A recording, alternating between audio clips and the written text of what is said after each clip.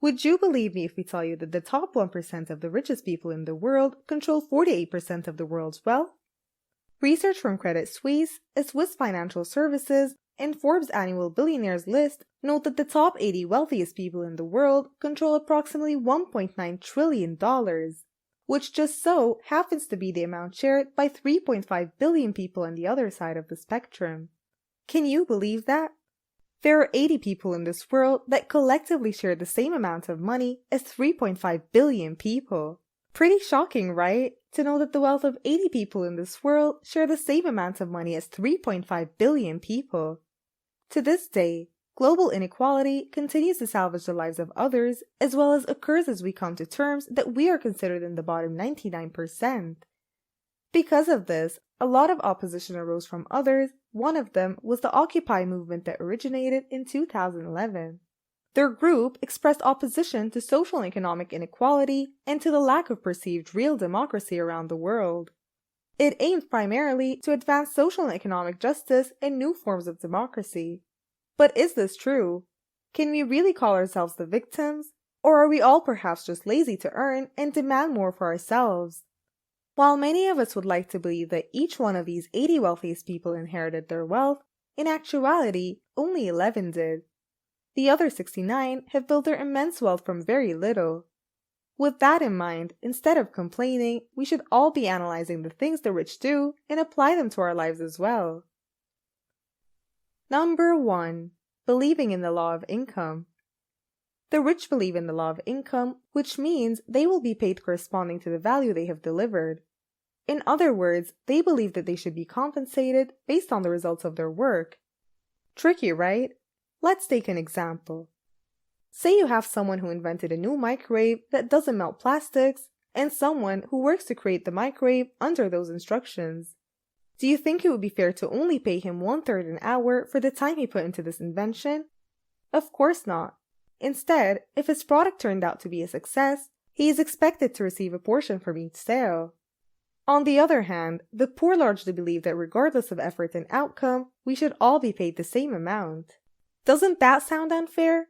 If this kind of mentality had existed, the poor would still be poor and there would be no progress for everyone. Number 2. Focusing on opportunities, not obstacles. There's a common trait that rich people have, and that is they see past the obstacles. Here's a picture that will perhaps picture the difference. There was once a salesman who sold umbrellas and decided to sell them in a desert. The only problem was, nobody there saw the need to buy an umbrella because it never rained. So the salesman gave up and decided to leave the area. On his way out, he met another salesman who was also selling umbrellas and warned him, "Don't go into that town," he said. "The people there don't see the need for umbrellas because it's always sunny." The second salesman laughed in response and told him, "No one has umbrellas? That's great, because umbrellas don't only shield you from the rain, but also from the heat." In short, rarely do we see obstacles as opportunities.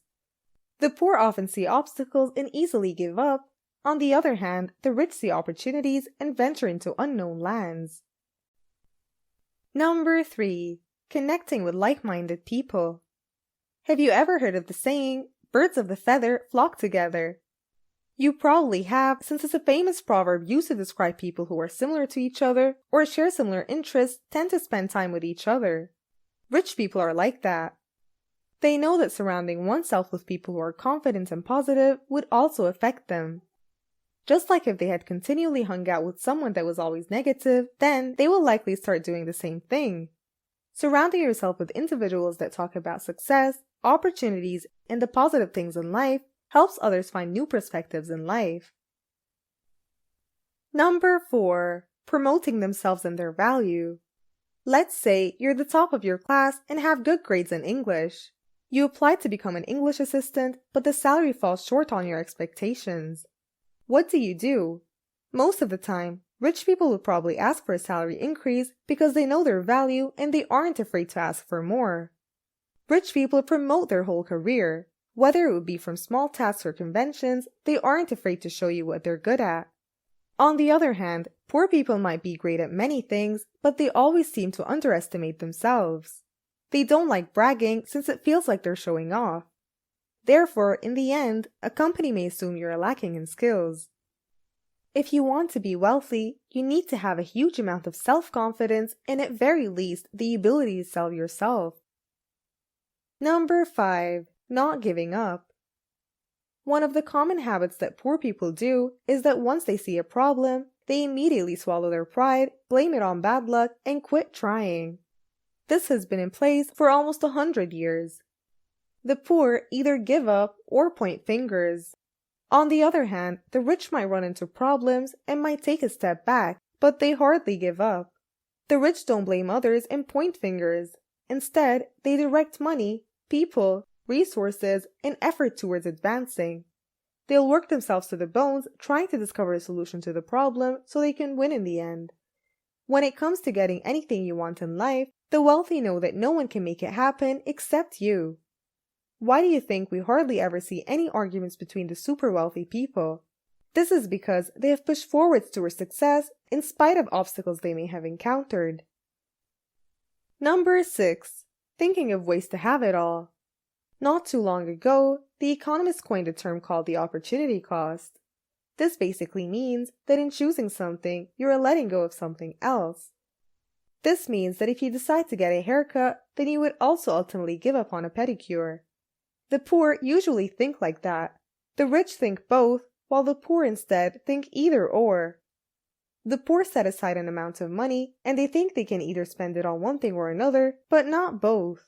Now that might sound logical, doesn't it?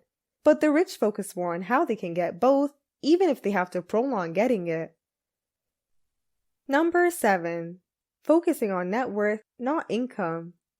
Poor people often complain in terms of their hourly pay, whereas wealthy people focus more on the importance of net worth. Rich people understand that earning quite a lot of money per hour is great, but that is if they know how to handle their finances. If they don't, they will still be broke in the end.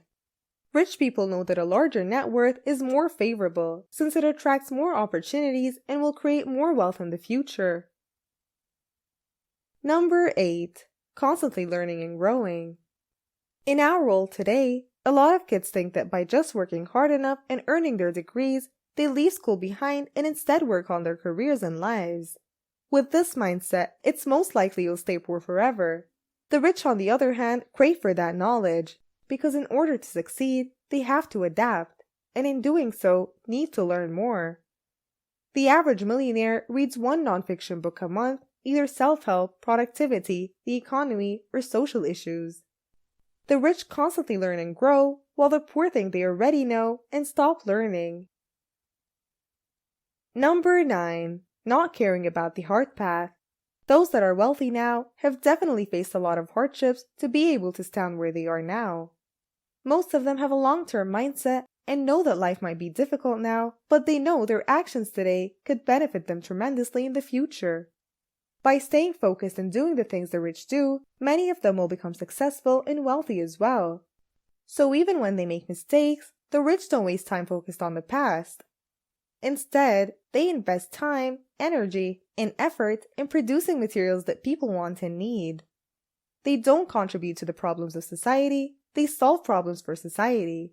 It would come out as a shock, but the rich would also like nothing more to see the poor improve their financial conditions. But we can't always blame the rich for their success, because the truth is, the richest people in the world do not prevent the poorest from moving up.